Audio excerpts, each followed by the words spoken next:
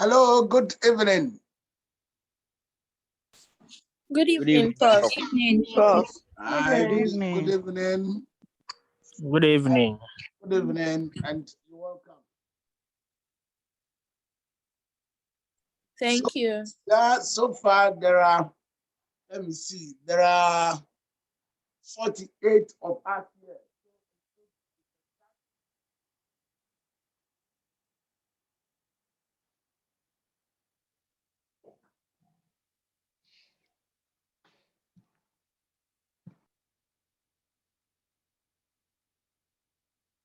So just look at how to design a marketing plan or a marketing strategy for a firm. And we all know that one of the commonest plans or strategies that we know in a business is that of the budget. The budget shows the inflows and the outflows of an organization within a defined period of time. But the good thing about the budget is that once it is prepared, it becomes a guide to all actions that are done. If you wanted something done for you and it's not captured in the budget, then the accountant will tell you that it has not been budgeted for. This makes the accountant a bit inflexible to most of us. But it's because he has this document that he uses to guide all his allocations of funds in the company. In the same way, the marketing department also has its document, which will prepare periodically to guide the activities that we undertake. That document is called the marketing plan or the marketing strategy, used interchangeably. This evening, what I'm going to do is that we'll look at the steps that you go through in undertaking a marketing strategy or a marketing plan. And when we finish, we'll look at what kind of assignment we'll take.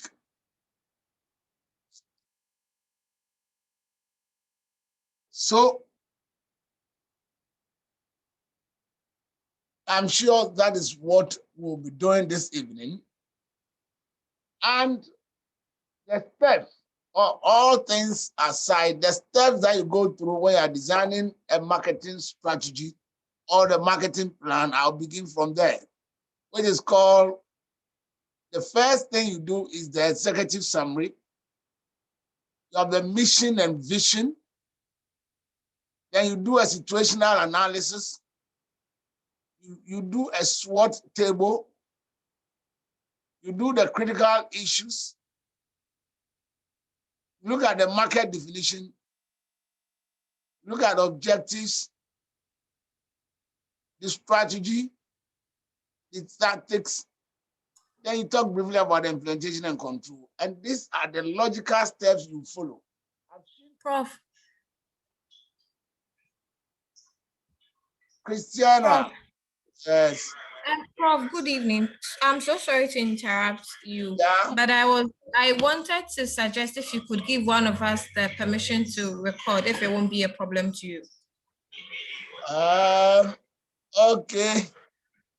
Let me see.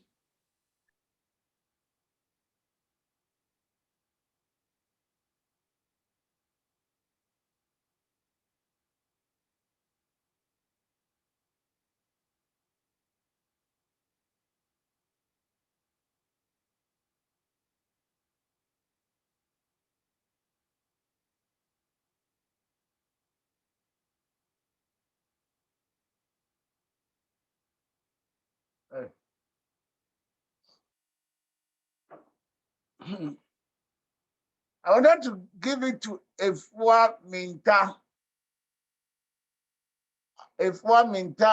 Amufa. But is it going to be a joint host, or I'm transferring my host right to her? Yes. Joint host. A joint host. But what I'm seeing is that, do you want to change the host to Efua Minta? No. So what is the program there to make her the joint host, or to make whoever the joint host? So what I've been doing normally is to do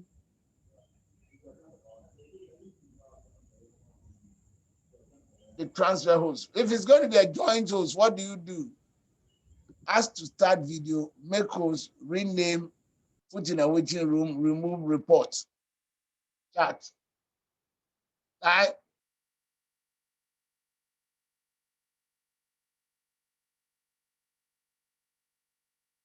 If you want a joint host, what do I do here?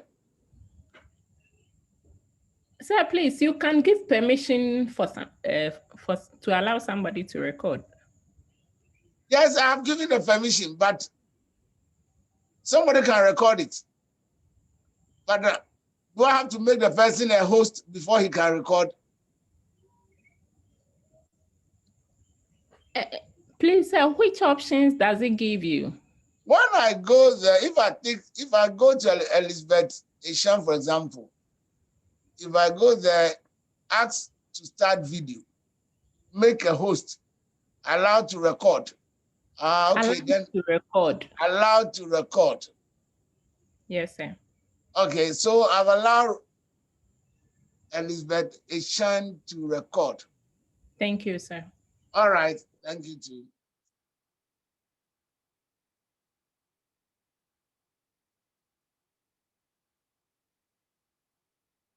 So these are the steps you go through when you are actually going to design a marketing plan or a marketing strategy for an organization. The executive summary. Then you go through the mission, vision, and core values. Mission, vision, and core values. Then you do a situational analysis. Then you do a SWOT table or a SWOT framework. Then you come and look at the critical issues. They have the market definition, the objectives, the strategy, and then the tactics. Then you go to the implementation and control. So these are the, let me say, the 9 steps you go through in designing a strategic marketing framework or a marketing strategy for a firm. I will go through them one by one. So one is the executive summary. The executive summary is the last thing to prepare, but it's the first thing that appears in the document. Now, after your document is ready, you summarize it using these key headlines. For example, why do we have to design this strategy? Why do we have to design this marketing plan? Maybe your company has introduced a new product and there's a need for a plan or a strategy to market it. That is why you are designing this. Fine. Or maybe a competitor has brought a new product in the market and that is creating a lot of storm. So you are designing a new strategy to be able to position your products. Whatever the reason, there must be a brief background to why you are designing the strategy. Then you go to the objectives of the strategy, objectives of the plan. Then what strategy is the plan using? So you have to state briefly the plan or the strategy that is being used, that's being recommended to the firm, and the proposed financial results. But when we say proposed financial results, it simply means what revenue is the plan bringing or the strategy bringing? How much is being spent on the plan? And what is the net? The difference between the revenue and the income. What is the net? So clearly, these are the good thing about it. Now, if you go, definitely when you go to the plan, you see the brief back, you see the background, and try and copy it there. You see the objectives in the document. Bring it, copy it, and bring it here. You see the strategy, copy it, and put the main things there. And you see the financial results, copy it and put it there. So the executive summary is actually a brief summary of the plan. It should never exceed 2 pages. No matter who you are designing the strategy or the plan for, it should never exceed 2 pages. I will want 1.5 pages maximum. That is what the executive summary is all about. Once you have executive summary, then you can move on. Is there any question about the executive summary?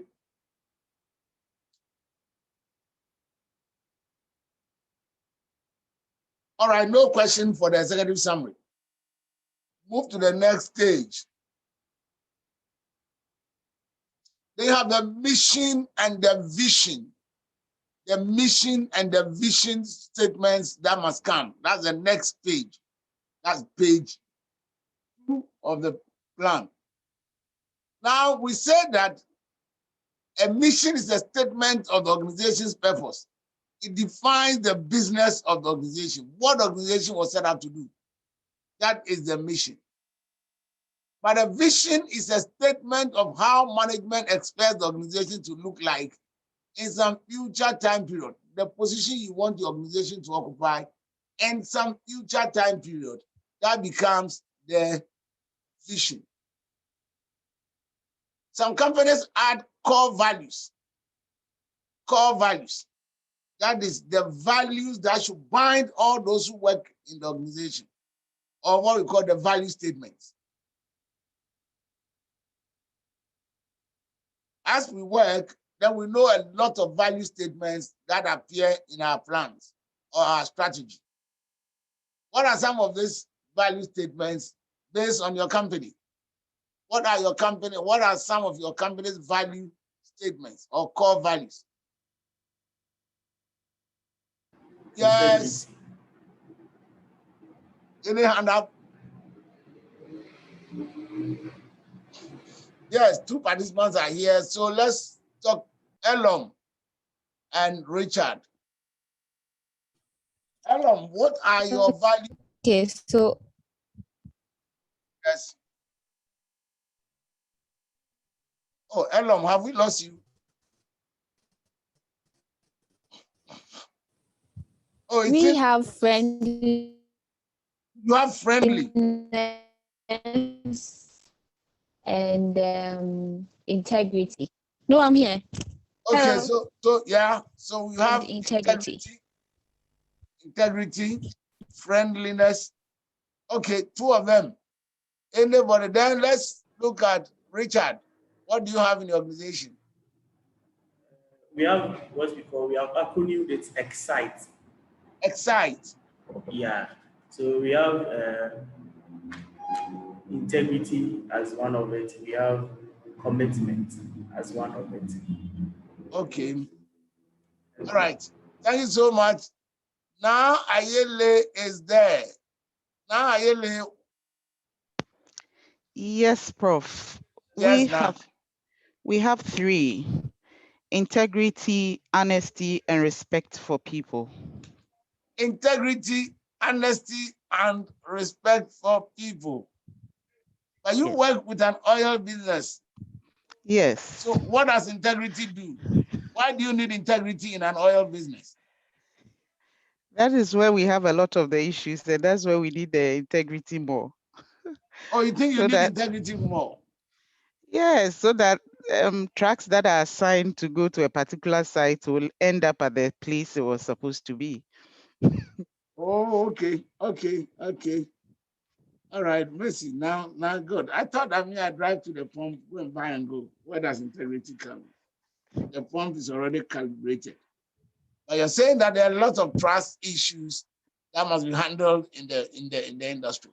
Okay. Yeah, in the chain, yes. Okay. All right. Now, almost everybody that spoke mentioned integrity. Why? Almost everybody that spoke mentioned integrity. It means that integrity is a core value in most Ghanaian companies. Not long ago, I was reading the core value statement of the Ghana police. One of the things I saw was service with integrity. I couldn't believe it. Ghana police having service with integrity as one of their core values. Do we mean these things when you put them there? Do they really mean something to us when we put them there? Or there are things we put them in a document? To what extent do these core values drive your behavior at the workplace? If Ghana police says their core values include service with integrity, I'm wondering how are these things determined? Do they mean anything to you? The core values your company, right? Do they mean anything to you?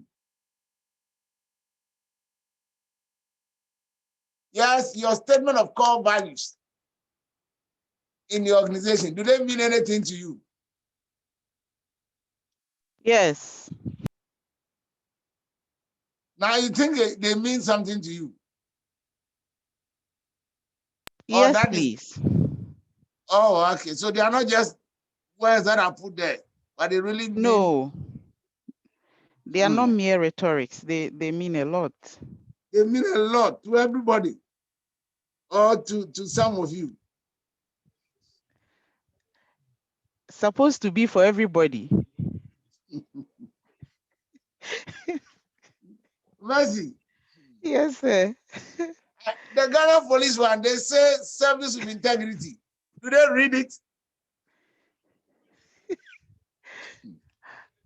I'm sure they all do, but they all read it. Do they believe in it? That's another discussion. That's another discussion. I think so. I think you should all question the basis on which these things become the core values. Sometimes a consultant is hired They are sent to Akosombo with some few management people. They come back with a document. They tell you this is our strategic document for the next 2-3 years. And everybody's supposed to believe in it and work with it. When it happens like that, I doubt it. I think that the best thing to do is to let the staff contribute and own it. Then they will believe in it. If consultants do it and they are imposed on them, they will definitely do what they believe in. Okay. Now we have a vision and a mission. Which one do you think should come first? A vision and a mission. Which one should come first? Is it a mission or the vision of the organization? The mission and the vision. Which one should come first? Richard's hand is there. Richard, the mission and the vision, which one should come first? All right. So I think the vision. The vision should come first. Okay, Richard, thank you. Rosemary. Which one should come first? Mission, vision. I think the mission. You think the mission? Yes. That is Richard and Rosemary. They are all in the same class, but they are thinking differently. Let's look at Benedicta. Benedicta. Prof, I think the vision should come first. The vision should come first. Okay. Then I think after Benedicta, there's somebody's hand down. Oh, Mercy. No, Mercy, you're back. Which one should come first? Vision, sir. Vision should come first. That is where you want to go or get to. So that is what should come first. Okay, Mercy believes that where you want to go to is what must come first. All right. Okay, Francis is also here. Francis.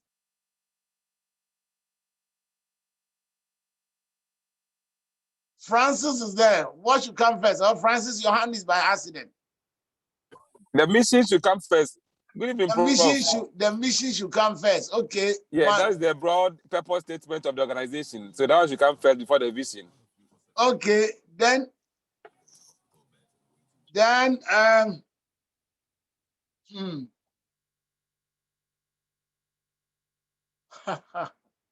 I've seen Manuel.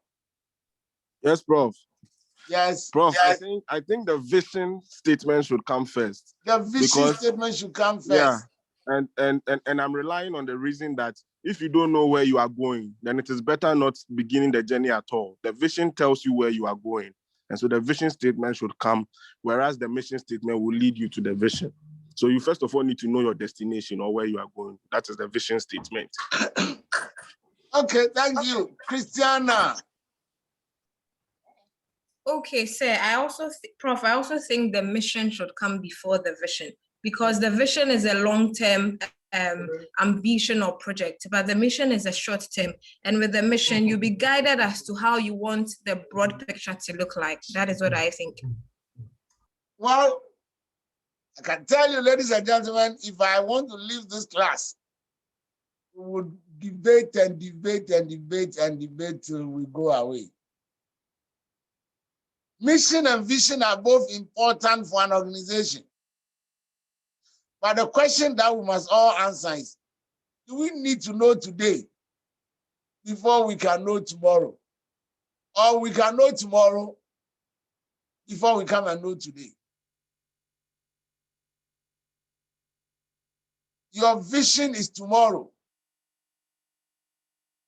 where you want to be, the character you want the organization to assume. The mission is today, what the organization should be set up to do. In this case, then I believe that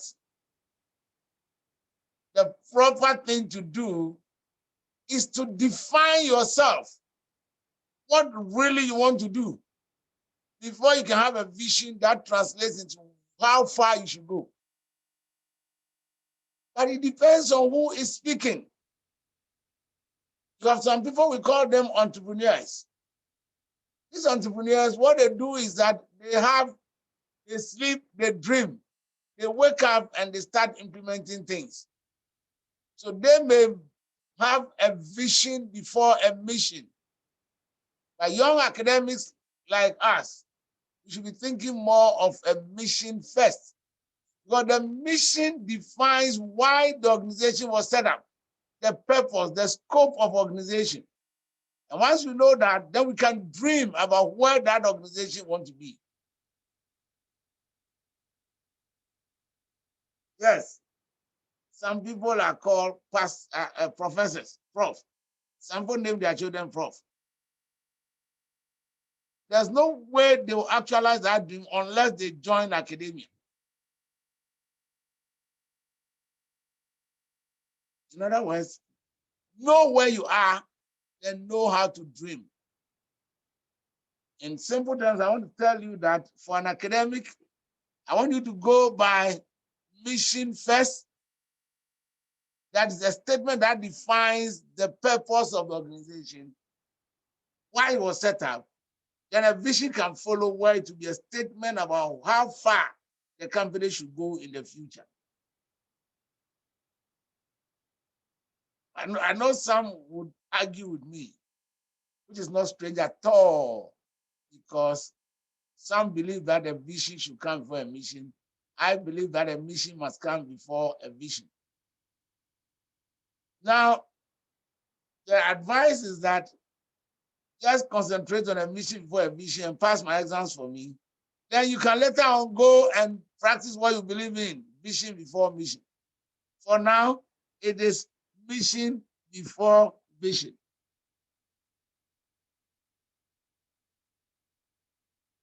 So even if you don't agree with me, you must agree that we need a mission before a vision. All right. Now let's look at characteristics of good mission statements. Your mission statement must have a limited number of goals. It must define the business domain, that is, which customer groups you want to serve, which customer needs to be served, which technologies to be utilized. It must also stress on the major policies and values. And above all, it must be based on the market rather than on products. What does point 4 mean? When we say your mission must be based on the market rather than on products, what do we mean?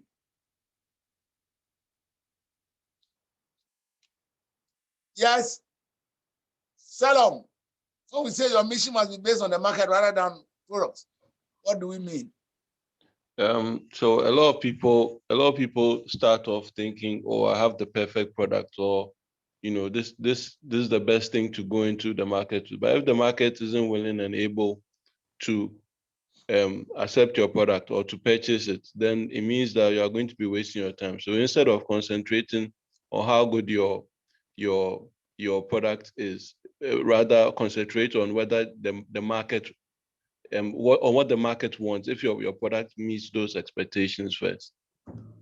Okay. Is that Salom? Yes, sir. Okay. Anybody else? Then Christiana is there. Christiana is there. Rosemary is there. To buttress Salom's point, I also think you should look at your customer base. Like you should have a target market, people who would be willing and ready to buy your products, not just the product. You may manufacture a good product, but then you may not have the market, or people will not be willing to purchase it. So that is what I also think. Thank you, Christiana. Rosemary. Okay, I want to make reference to the image you showed us on the first lecture when we had the face-to-face class with the one who wanted to have an sell ice cream on campus. So the ice cream was good, but then it wasn't suitable for the people and the university people that he was planning on selling it to. So even though the product was good, the market was not good enough. And then of that he couldn't progress. Okay. Well, thank you all for your ideas. They are not far from the truth. When we say that your mission must be based on the market rather than on products, it simply means that your mission must be based on the kind of customer needs you want to serve, rather than the physical products you are going to use to serve the needs of customers. Because see, the needs will always be there, but the physical products may change over time. Let's look at I spoke to a 78-year-old man who hails from Kumasi. I was working with the Ghana Post and those days telecommunication, TNT. He told me that he never spent a weekend in Accra. So when he was working, every Friday, 4 o'clock, he's at the train station, takes a train to Kumasi. Every Monday, 4 o'clock, he sits in the train. By 7:30, he's in Accra and goes to work. Clearly, that was the kind of product they were producing to satisfy customers' needs. And there will always be the need to move from Accra to Kumasi, assuming that is a product. There will always be the need for people to move from Accra to Kumasi. But what they use to do the movement is what keeps changing. Today, if you have a lot of people going to Kumasi, some are going by train. That's a train. Some may be going by bus. Others will be going by plane. Clearly, the movement is still the same, but the products keep changing. So when we say your mission must be based on the market, it means it must be based on the customer needs, because the needs will always be there.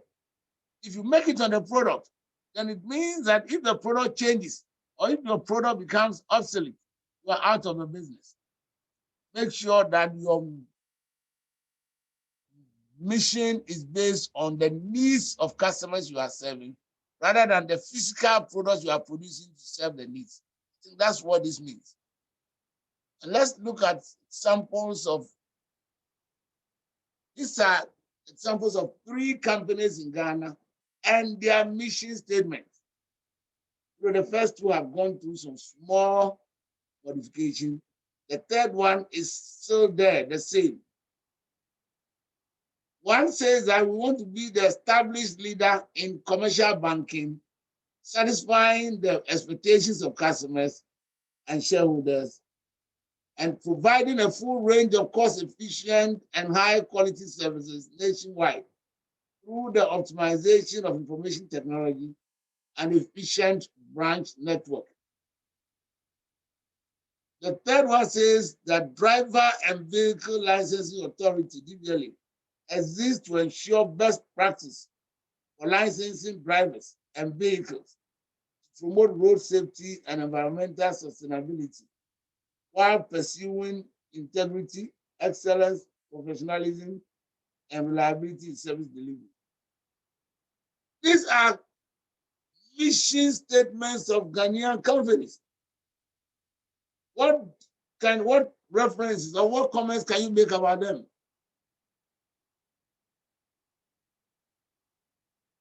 What is your view on these companies? The mission statements of these companies. What's your view on them?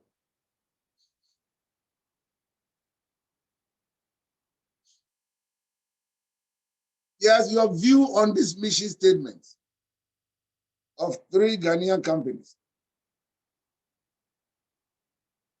Are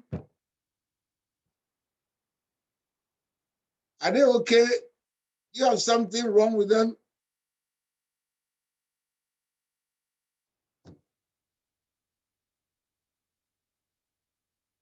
Yes, let me listen to people on the 3 mission statements I put on the board. Yes, Danny.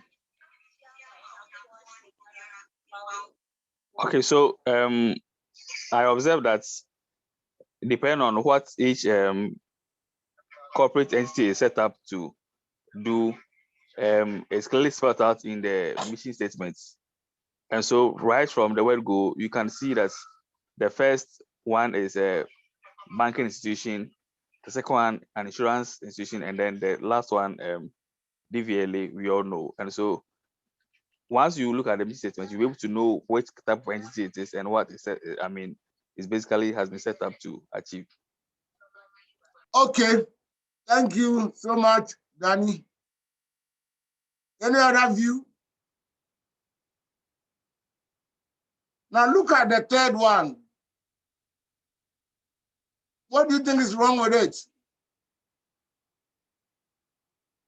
Christiana. Prof, after reading it thoroughly, you kind of get the impression that it is leaning towards road safety and not what we, more or less like Road Safety Commission, their core mandates, not what the DVLA stands for.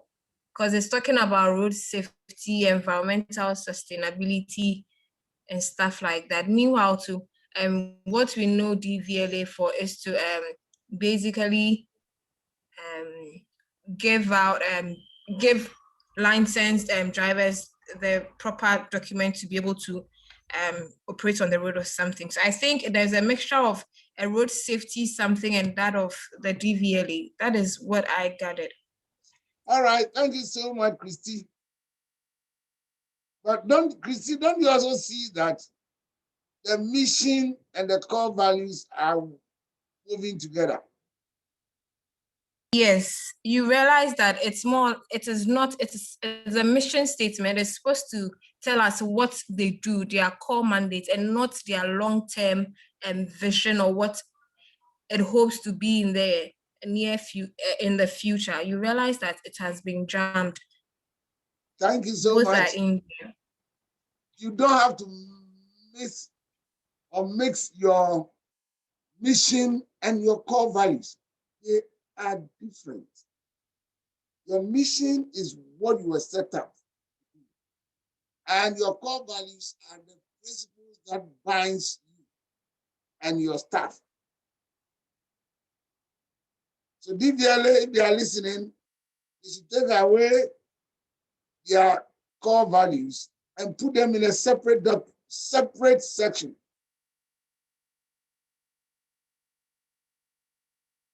Okay. Now let's look at the benefits of a good mission statement. When you have a good mission statement, it crystallizes management vision of the organization's long-term direction and character. Once you have a good mission statement, then it crystallizes management's vision of the organization. So a good mission statement would help us come out with clear vision statement, mission before vision. Then it provides guidance in identifying, pursuing, and evaluating market and product opportunities. The way your mission statement is couched will determine which products you can produce or which services you can go in and which you can't. Because the mission statement actually limits you to what you were set up to do. Then it inspires and challenges employees to do those things that are valued by the organization and its customers. Once you have your mission statement and it's clear, then you are challenging employees to do what is right in the eyes of the customers. Professionalism, integrity, reliability. Once you have these core values backing your mission, then it is telling people who you are, what you stand for, what are your beliefs. Then, for me, what we say it inspires people is what I love so much. You must be inspired when you read your mission statement. They are words of tablets written on the hearts of men. So your mission statement should not just be a document on paper. It must be something that you believe in, that you practice every day. And each time you are confronted with a statement that or an issue that deviates from your mission, you pick it. and correct it. That is what this document is all about.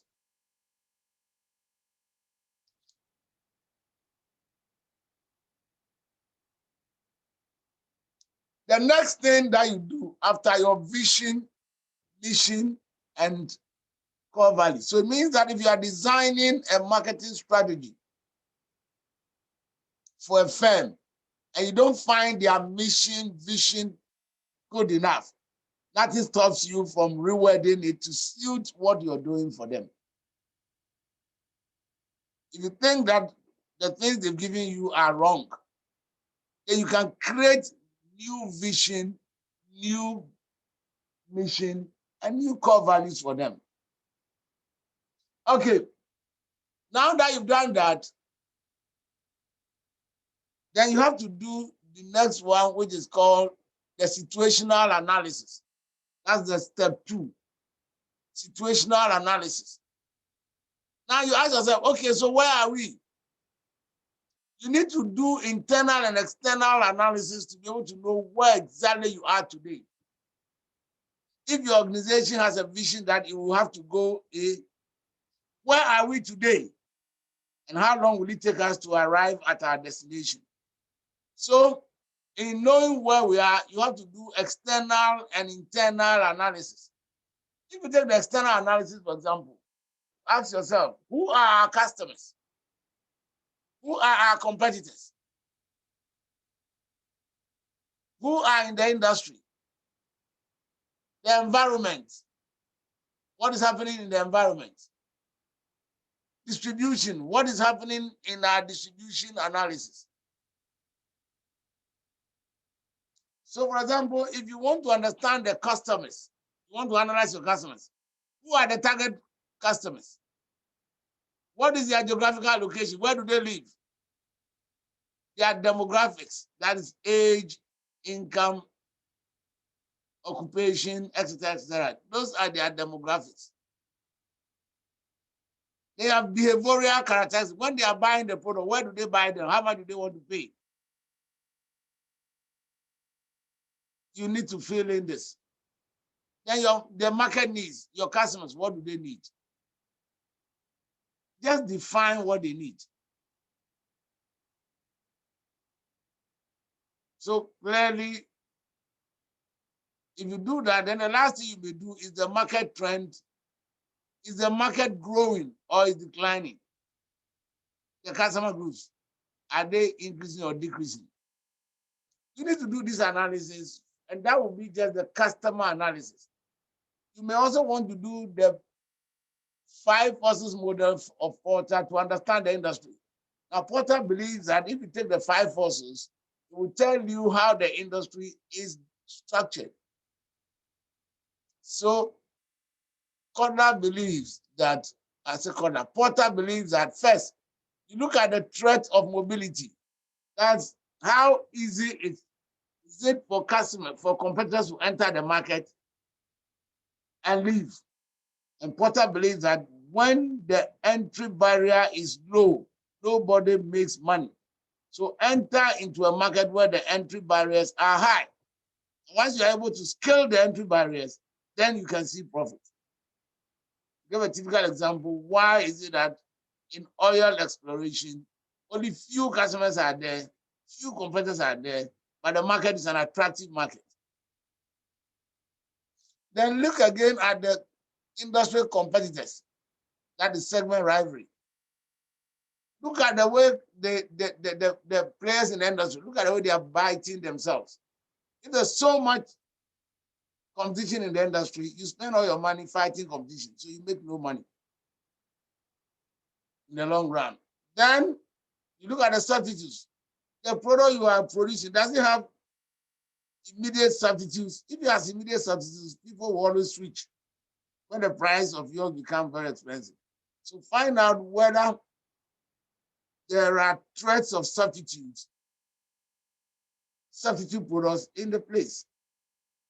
Then Porter says that we should also find out whether the suppliers are well organized. Now, if the suppliers are well organized, then they will dictate the terms in the market. Again, look at the buyers and their power. If the buyers are well organized, then they can restrict output and increase prices. So you see how the Americans, because they don't want to hear the name OPEC. There was an association of oil producing companies or countries that come together and try to regulate the oil market. And those companies were led by Saddam Hussein and Gaddafi. Each time their meeting is very successful. 2020, Ghana and Cote d'Ivoire alone said, we are the major producers of cocoa. Every ton we sell, give us $400 more. Then we'll bring it. But if you don't want to give us, we'll wait and do Kwasiaduma. The chocolate manufacturers, they have to agree. So every ton of cocoa they sell, they are giving cocoa board girls $100. That is what was used to increase the price. Clearly, because the buyers or because the sellers are organized, it has implication on the market. America never wanted this OPEC thing to be meeting because the cost of fuel is a major political issue in America. In Ghana too, we are trying to make it look like that, but the tools to implement it is also very difficult. Then, if you have the buyers, if they have the power, that one too can create problem for the market. Because the buyers will now organize everything and they will decide how much they will buy it for. This is what Porter says we should use it to understand the industry and find out whether it's going to be profitable or not.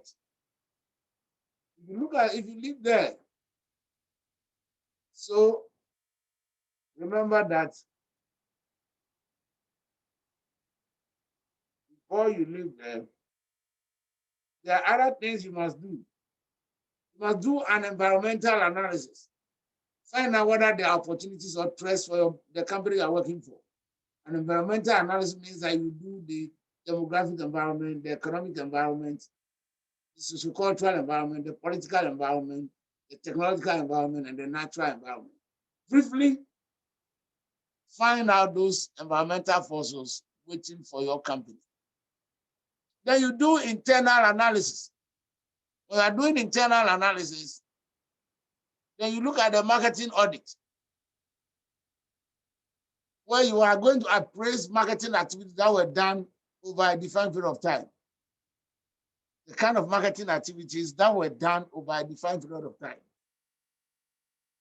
So you have the product that they produced, you have the prices they charged, you have the adverts they gave, the way they distributed them. You are going to do that to appraise the past and find out whether the company was working well or not. Financial resources. So, okay, you also audit the money to find out whether the firm is rich or not. Human resources, you take the human beings of the organization, find out whether they are there in their numbers, and they will be available for us tomorrow too. So you see, when you are doing the human resources audit, find out their ability tomorrow, whether their ages matter. Then do a technological appraisal. The technology we are using, is it meant for the museums in Europe and America?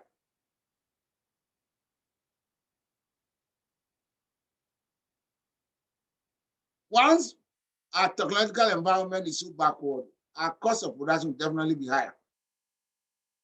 This is the internal analysis. But the external analysis, the forces are there. Use them.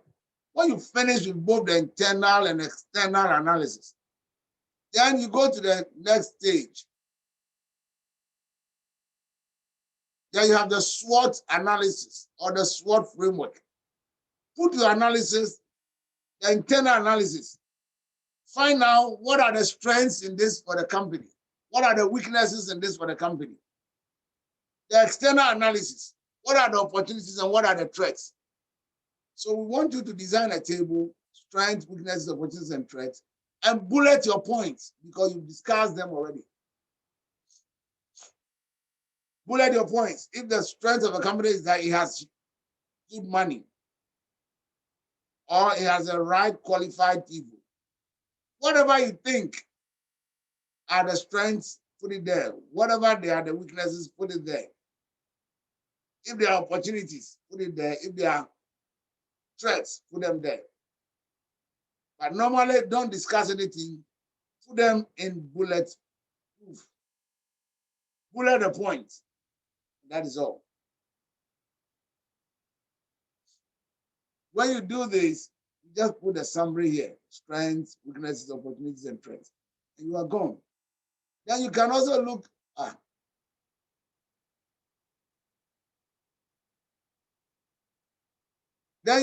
the critical issues.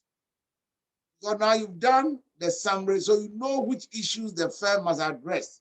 So ask yourself, do we upgrade our technology?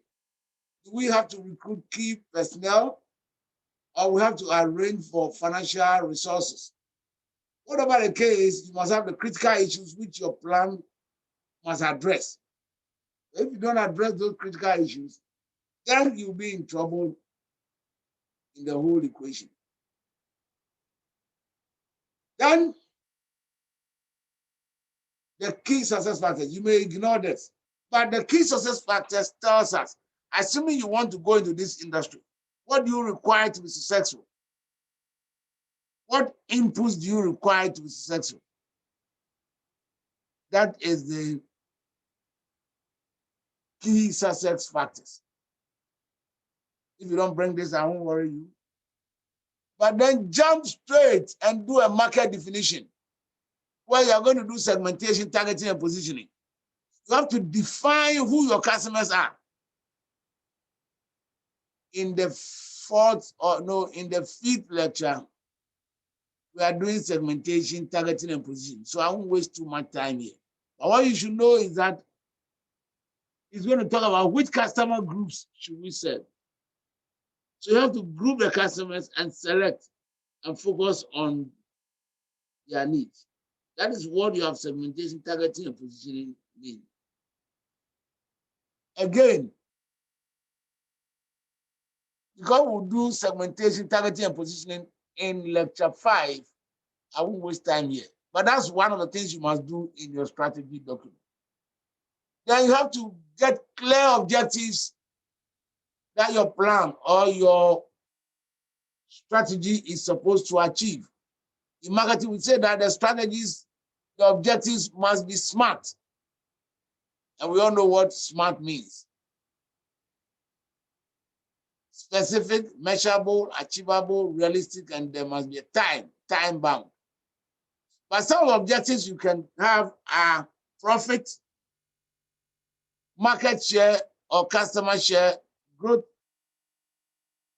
market leadership, and then social responsibility objective. These are some objectives that you can have, but make sure they are all SMART.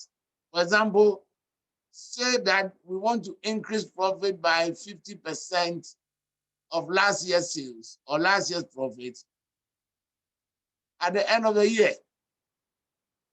Clearly, this is measurable because you want to increase your profit by 50% at the end of the year, which is clearly defined. And the yardstick, 50% profit. You are clear, specific. That is what we mean by the objectives must be SMART. But these are some objectives, but just frame them so that they are SMART. Growth, market leadership, and then social responsibility objective. These are the objectives that you set. Then you come to the strategy itself. You need to have a defined strategy which you're going to use to achieve the objectives. A defined strategy you're going to use to achieve your objectives. And the strategy is, what are we going to do? How do we get there? So you must formulate the right strategy.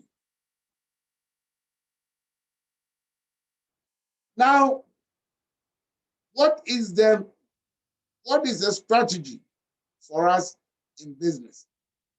Somebody will tell you that a strategy is a plan, a game plan of action, leading to the achievement of the goals of an organization. A plan of action or a game plan that you're going to use to execute your task. That becomes the strategy.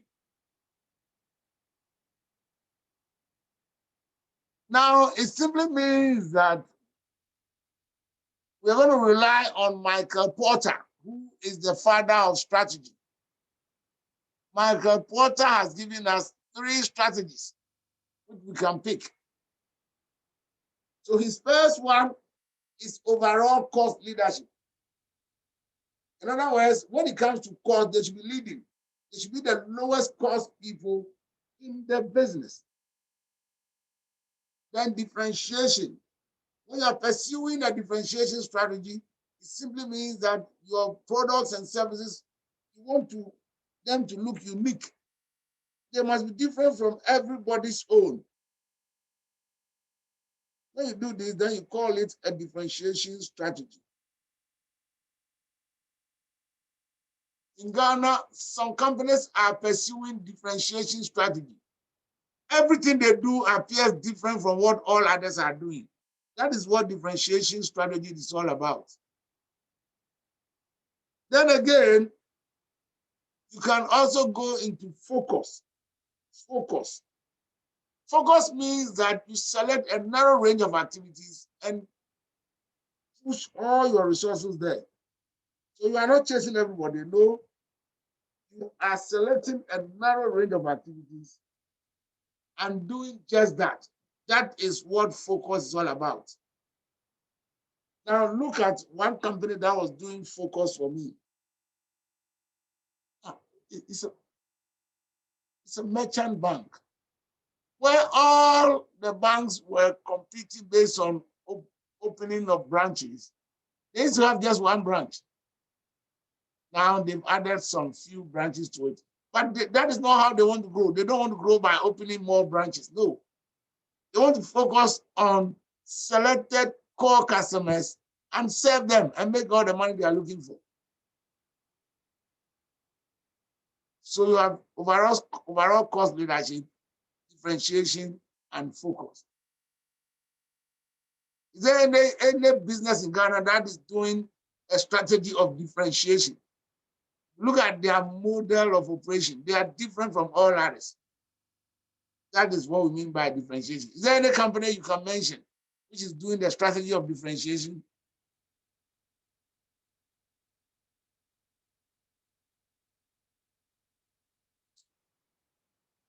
In other words, the company's game plan is that of differentiation.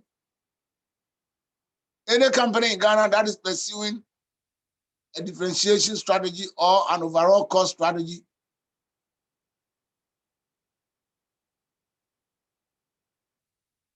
Yes. Salam. MTN. What is MTN doing? MTN differentiation. Why do you say differentiation? Because the competition is so tight and the margins are so small on what they make that the only way that they can actually make a difference is through special things like promotions, through other things, but not necessarily the on price. But anytime they do their promotions, Vodafone also comes so out. So it's a differentiation war. It's a differentiation war. Yes, please. Okay, thank you so much. Differentiation. Which other companies are doing overall cost leadership or differentiation? But Kasapa used to be doing overall cost leadership, where they will be the lowest cost people in the industry. But for them, and nobody should blame, they had it wrong from the one. Their idea of what Ghanaians use telephones for, mobile phones for, they got it wrong. Yes, mobile phones are communication equipment, all right. People use them to communicate. But they are also seen as lifestyle products. People judge who you are by looking at your mobile phone you are holding.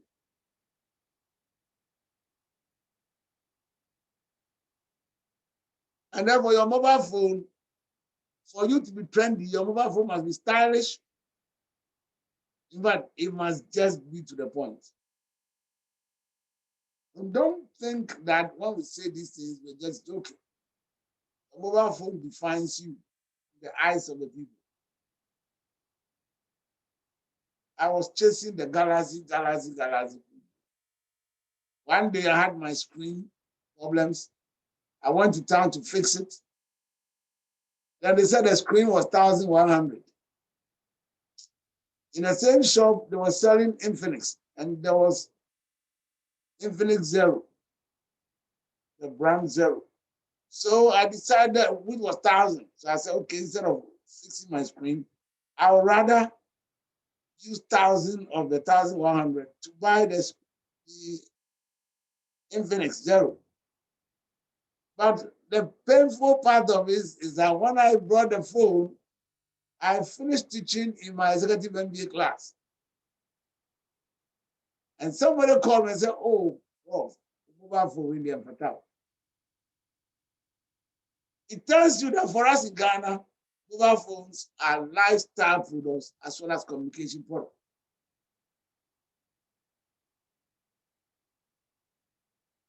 Note what these things mean to you. Focus, differentiation, overall course leadership. Cassava was pursuing the course leadership. Ashesi University is operating differentiation. They want to be different from every university in Ghana. So sometimes when schools are on holiday, they are in school. When schools are studying for games, all the rest have kept quiet. They are the only private university which can compete with most of the public universities. So when public universities are advertising, they don't advertise. Private universities don't advertise. But when we are advertising, they also advertise at the same time. When you ask them, they tell that the students from Legon are not their focus. Their focuses are students who know how to pay fees. Therefore, you increase your school fees by 1 CD and they say, hey, they are more brother. No, that is not the kind of students you are looking for. Those over-pampered students, they are not interested in them. Clearly, that's right. But the mistake Porter did was that Porter says that you should choose one of them. Can't I go into a strategy of overall course leadership in a differentiation framework? So Porter's argument that you should choose one was criticized heavily.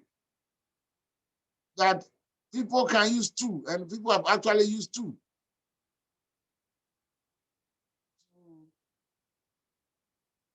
To implement their strategies. So somebody can do differentiation, but focus. Now, Tracy and Weissman in 1995, looking at these things, said, Porter, we are giving you alternatives. Sir, I have a question. My hand was up. Oh, sorry, I didn't see it. Yes, come up. Sir, can we say like Apple is pursuing a differentiation strategy in terms of like device security? Well, if there's something unique about their phones in terms of security, yes, then they are doing differentiation. But if they do it side that they still maintain the lowest cost, then you have differentiation versus overall operational or overall cost leadership. I haven't seen the kind of security you are talking about. Like unlike the other phones, it's not difficult to transfer information using like the USBs or like across platforms. It has to be from Apple to Apple Okay. It's a bit restrictive as compared to the Android. Well, okay, And so that way for a while. yeah, so that is purely differentiation. They've differentiated their phones from all other phones. Okay. Well, so Tracy and Weissman said, well, Potter, you can't tell us to use the only one. We can do two. So they came out with three strategic options or strategic imperatives, where they call one operational excellence, but operational excellence is the same as cost leadership. Product leadership and customer intimacy, work closely with customers, relationship marketing. They say that, look, in their main argument, they argue that even if you want one, you must be good in the other two to a reasonable extent before you can use the one as a strategy, but mostly use two. That's their main argument. Okay, but you should also note that if you are designing this strategy or marketing plan, one of the things you must know is that it depends, it must also be influenced by the company you are designing the products for, the strategy for. If you are designing strategy for a company that has multiple businesses, a company that has multiple businesses, then product leadership will not work for all of them, because some of them, they be market leaders, some of them, they be followers, some of them, whatever you're doing there. So clearly, they may not be leading in all the markets. They may be followers, they may be leaders. So you need to customize your strategy based on the product, the kind of product you are interested in, the kind of market you are interested in, and your main position in that market. Are you a leader? Are you a follower? Are you a nicher? Then your strategy must all vary. Through this, the Boston Consulting Group gave us another strategic option for companies with multiple businesses. And so what did they say? The Boston Consulting Group growth share matrix says that look at the strategies you want and evaluate the businesses here first before the strategies should come. They said that look at the market growth rate. All the businesses in your company, analyze them in terms of the market growth rate, how fast the market is growing, and then look at them again in terms of the relative market share. What is your share in the market? So look at how the overall market is growing and the relative share of your business in the market. They classify businesses into 4 different types. The first one, they call it cash cow. Now, cash cows occur when the relative growth rate is low and your relative market share too is high. In other words, you have a high share in the market that is not growing. Because the market is not growing, it will not require a lot of expenditure on your part. So what you do is that you just milk the cow. When we say you are a business referred to as cash cow, it simply means that the strategy for cash cow is to milk them. Because they do not require that you put in a lot of money to maintain your share. No. You have a low share or you have a high share in a market that is not growing. So stay behind and milk your cow. Then you could have another market where you have a low share in the market too that is not also growing. Your share is low and the market too is not growing. What will you be doing in the market that is not growing and your share too is not growing? Treat those businesses as dogs and harvest them. So in dogs business, because your share is not growing and the relative market rate is also not growing, it's a dog business. So dogs, you just harvest them, kill them, and replace them. Then you have the question marks, Question marks are businesses where the market growth rate is high, but the relative market share is low.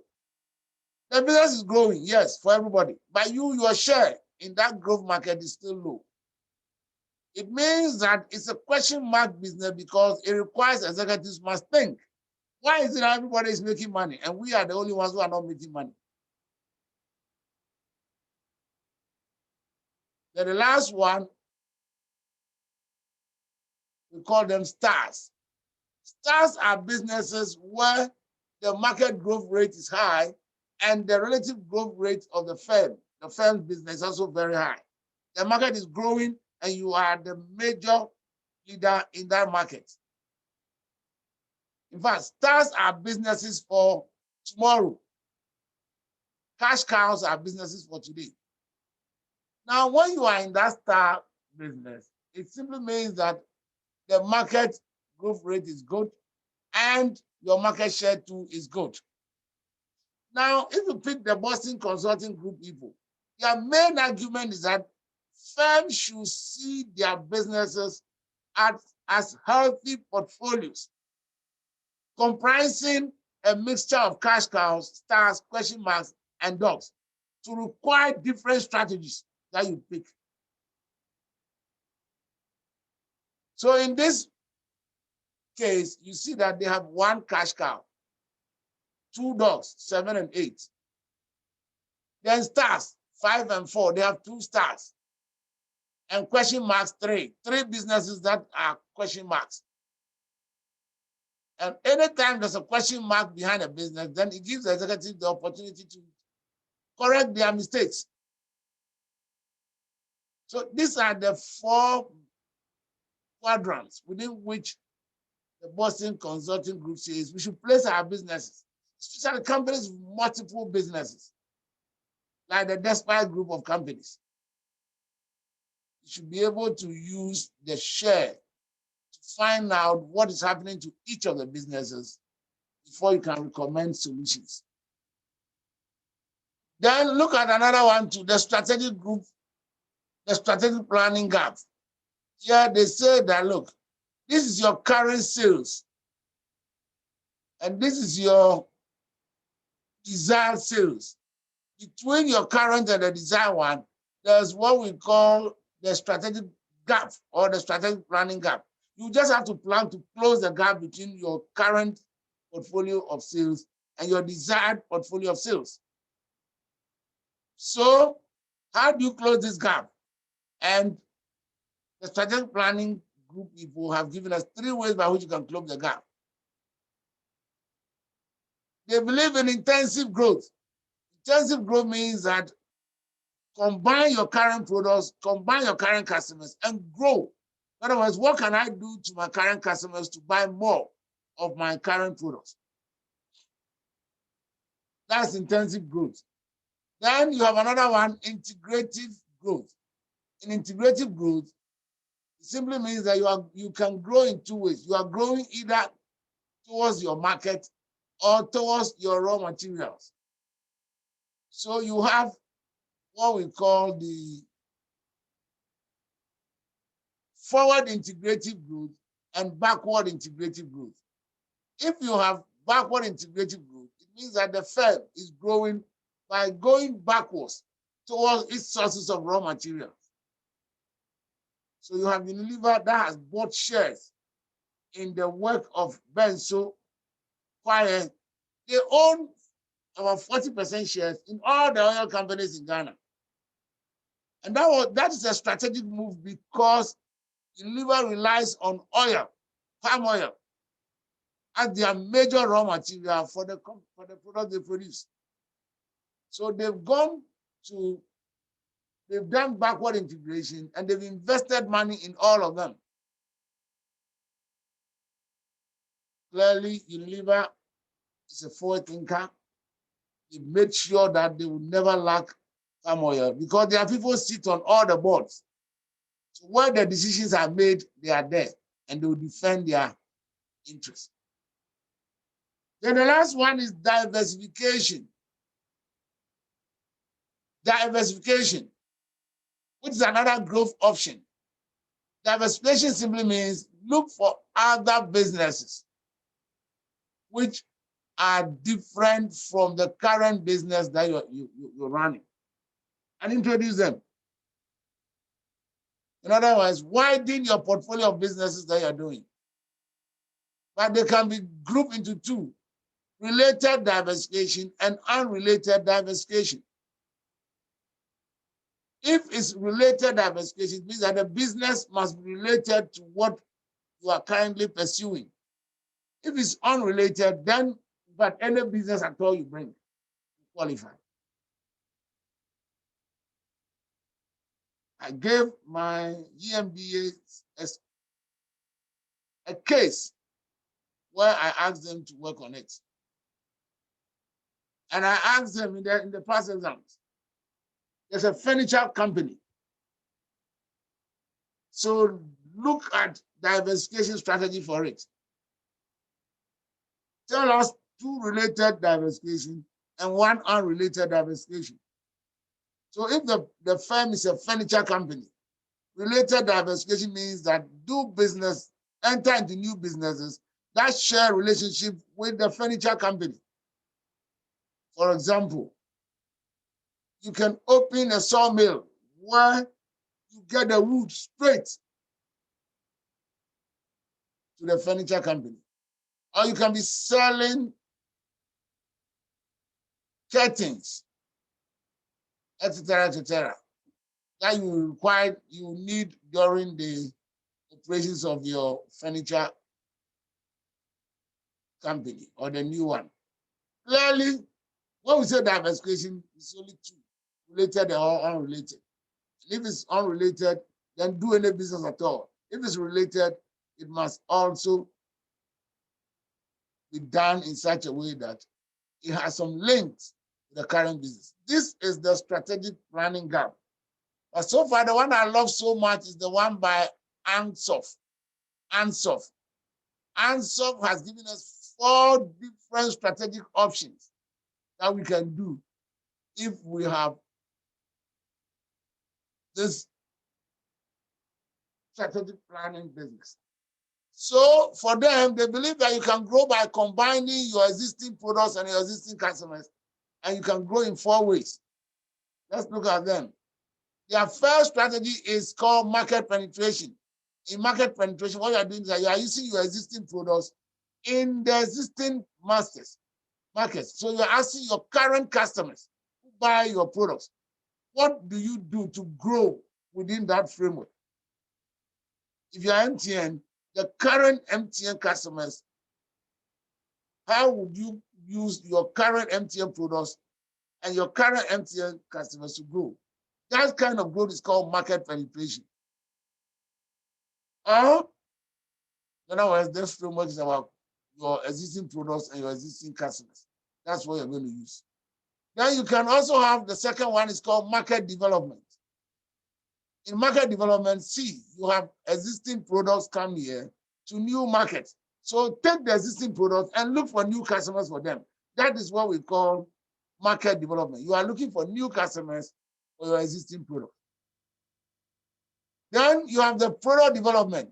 Here it says new products for existing markets.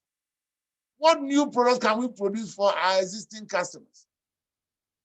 What new product can we produce for our new or our existing customers? It means that you are developing your products to let them meet the needs of new customers. That is what we mean by product development.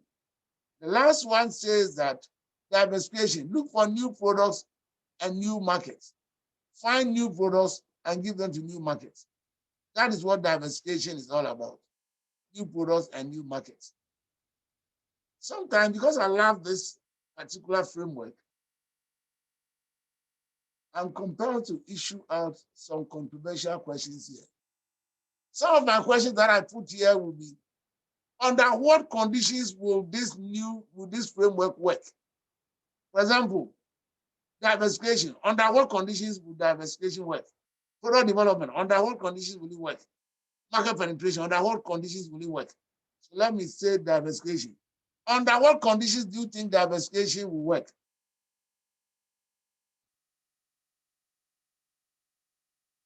You are a consultant to a company. You are going to recommend to them that they should go by diversification. Under what conditions do you think diversification will work?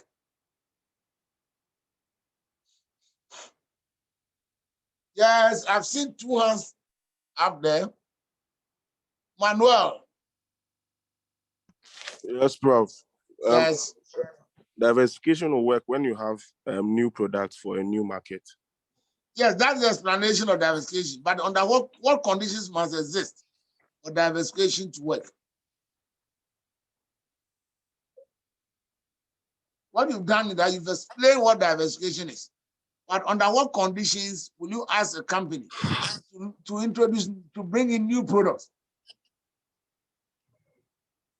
Either to related customers or not related at all. Then somebody's on hand, Francis.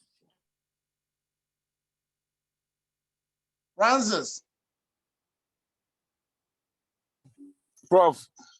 Yes. Yes, sir. I saw your hand up. Okay, so we can. Yes.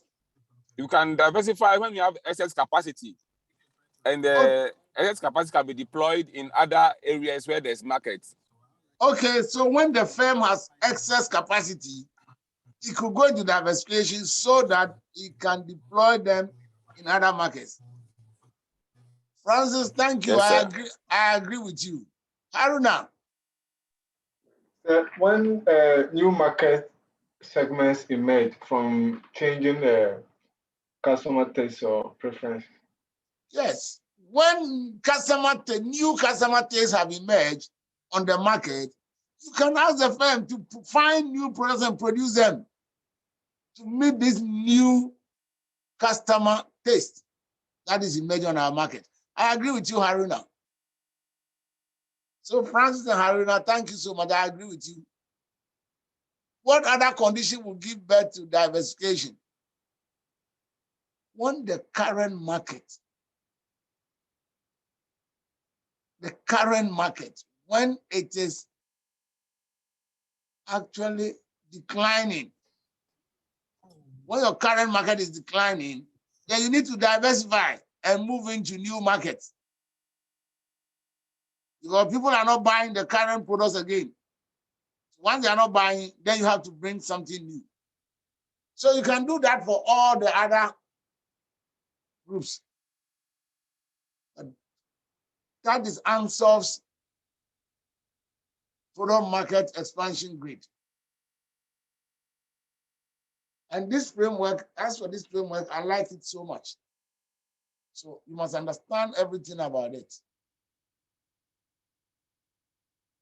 You grow by combining your existing products and your existing customers or markets. Okay, so these are your strategic frameworks. Now, the next thing you do is to do a marketing program to implement your strategy. Assuming you pick your strategy of differentiation, then you need a marketing program that will implement the differentiation. When you come to the program, it means that because it's differentiation, whatever you select here must be based on differentiation. So the product or the service must be different from what is on the market. The price must be different from what is on the market. The promotion must be different from what is on the market. The distribution must be different from what is on the market. The people must be different from what is on the market. The physical evidence, that is the buildings and the rest you put, must be different. The processes you follow to implement this must also be different. When you use differentiation, all this must be attacked using the anchor of differentiation. If it's product quality, then that is what you use to do all the other piece. That is what is called the marketing program. Now, one of the things I have learned in my classes is that anytime you ask students to do this marketing plan for you, the funny thing you see is that they will be designing different marketing strategies for different companies, and yet their budget is always the same. The budget line, the items are the same. So some group is doing a marketing strategy for an oil firm, and yet their budget lines are the same as another group that is doing a strategy for a radio-based company. Why is it so? What I've learned is that, yes, the class may not be blessed with chartered accountants for every group. So there could be 1 or 2 chartered accountants. They will do clearly the financial program for their side. When it is time to submit, the rest will just collect it and photocopy it. Not even modifying it to suit their own company's choice. So normally there's a disconnect between the budget and the company. Whatever you did as a consultant, you need to add the financials. And what do? Anytime I get a request to draw this, I just look for the MPhil holders accounting. Ask them, oh, do this small budget for me so that I can add it to my marketing plan. Just do it. When they do it for you, pay them, but you must understand what they've done. That's the whole essence. You don't need to now be constructing budget. No. Just note that it must be added to every project that you've done as a marketing plan or marketing strategy.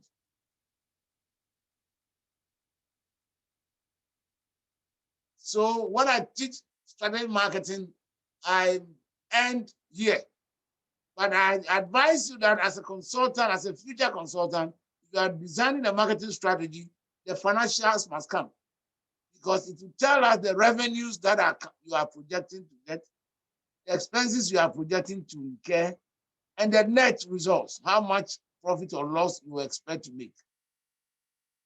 That is the marketing strategy document. And when you finish preparing this, you have a marketing plan or a marketing strategy. Questions, comments, and contributions?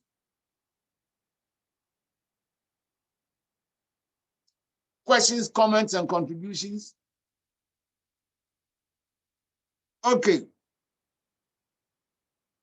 So now, what you will do as your term project. Okay, I've seen 2 hands up.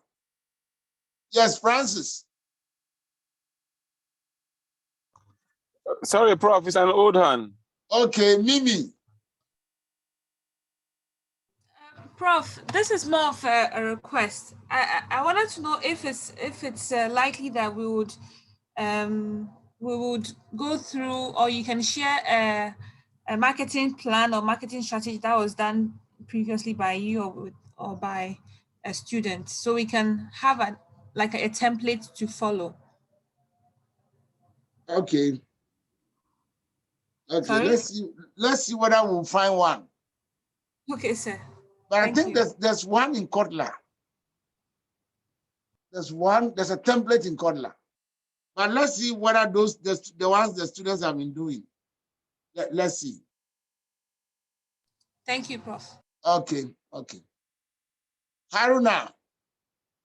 Yeah, Prof, I don't know if you could explain the 4 Ps and 7 Ps framework and what you mean by the physical evidence. The physical evidence are the things that your eye can see, the way the people dress, the kind of buildings they have, the telephones and all the things that meets the eye. That's what physical evidence means.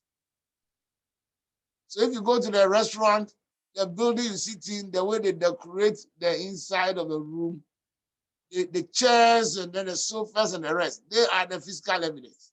In fact, the way the human beings dress, that's the physical evidence. But we'll come to that. Thanks. We'll come to that.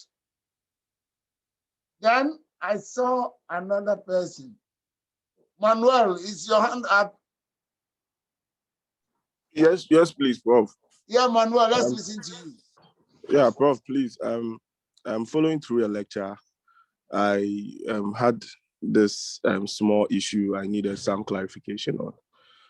I wanted to know the clear-cut difference between the customer groups and then the customer relationship group, if I get it right, because I'm informed about the one that talks about the true friends, the butterflies, the barnacles, and the strangers. So I was contemplating on whether the customer group features these same people or what. That's what I wanted to That's really somebody's understand. framework. His main argument is that don't think all your customers are loyal. So he's just trying to, it's a framework he brought to try and group customers. That some are true loyal customers, some are butterflies, some are all that. It means that there are differences in the loyalty of customers. Okay. So it's like a customer loyalty chain. Okay, so it's not the customer groupings. No, it's not a groupings. It's the customer loyalty groupings. Okay. Thank you, Prof. All right. Thank you, too. 54. Somebody had joined in after we have closed. The maximum we got is 53, and we leave to 53 until we are closing. Then we suddenly move to 54. Who joined us? Is it Abakra? Or Abba, you were with us? Anyway, so your group assignment is that you must design a marketing strategy for any radio station of your choice. Pick any radio station and design a marketing strategy or a marketing plan for them. The design of the strategy is 30 marks, and the presentation of the strategy is 20 marks. So you design and present it to us.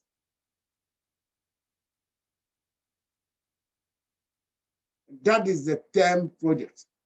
We are designing it specifically for a radio station.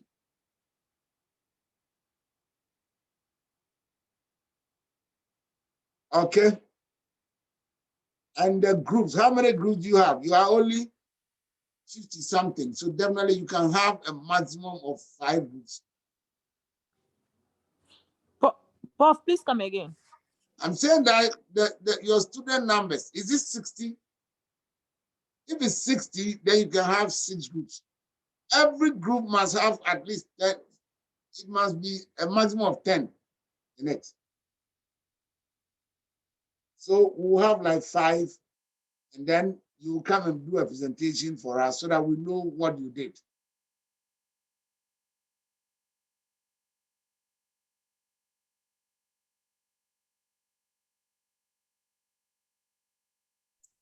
Questions, comments, contributions. So today, your group work starts from today.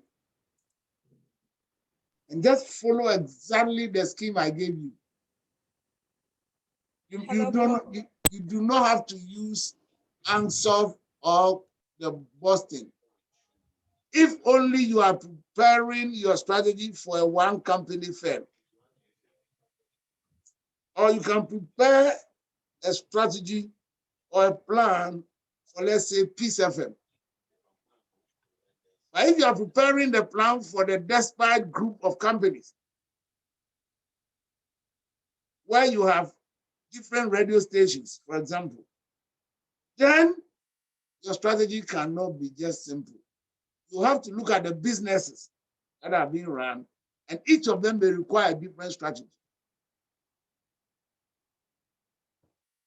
Any question, any comment? I've seen, oh, Christy.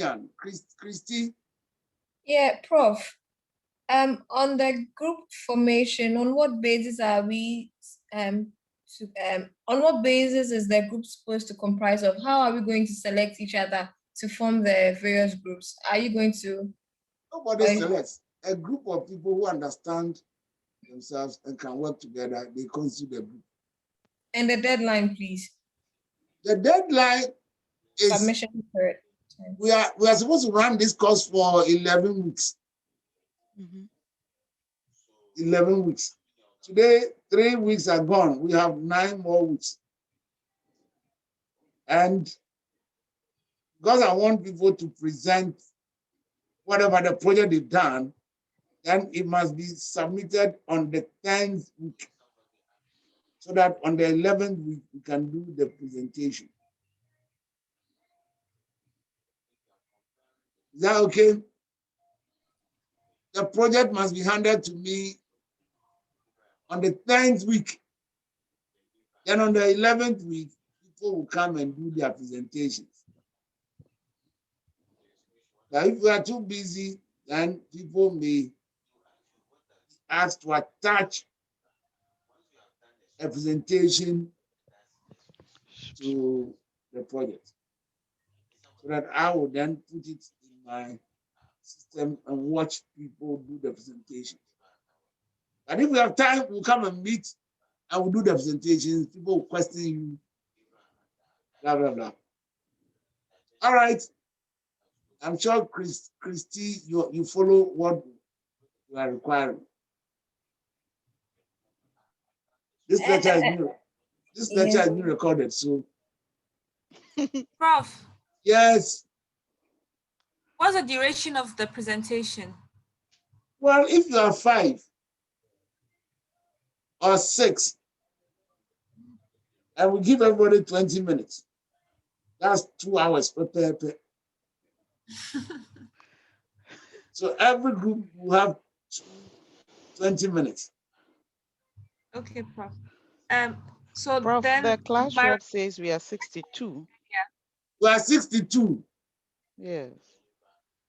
And today you are 54. Means that some are doing the classes in 10s. The day they come, another person will not come. Well, let's see. Then it means that we can have a maximum of 6 groups. So yes, some 2 groups can exceed the 10. But I will not form a group for anybody. The course rep should not form a group for anybody. Once you are 10, put yourself together. You have a group. Hey. Oh. Okay. I won't form the group for anybody. This would be very difficult. One of the characteristics of an MBA certificate is networking. So find your network. Sometimes you are 5 in a group. Go look for another group that is 5. Convince them to join you. You merge. I was just come inside. All right. Thank you so much for coming. We'll continue with our lecture next week. When are we supposed to do face-to-face? Thank you, Prof. Yes, when are we supposed to do face-to-face? Is when? So next week is still online. Yes, yes, please. Prof. Yes, please. Okay, all right. Thank you. And yes. The request I made, you can also send it to us and we can read on our own, so we don't inconvenience your lessons. Okay. Thank you. Right. Thank you. Thank you. All right. Good night and enjoy your evening. Good night. Good night. Good night, Prof. Yes, good night, Mercy. Good night, Prof. Good night.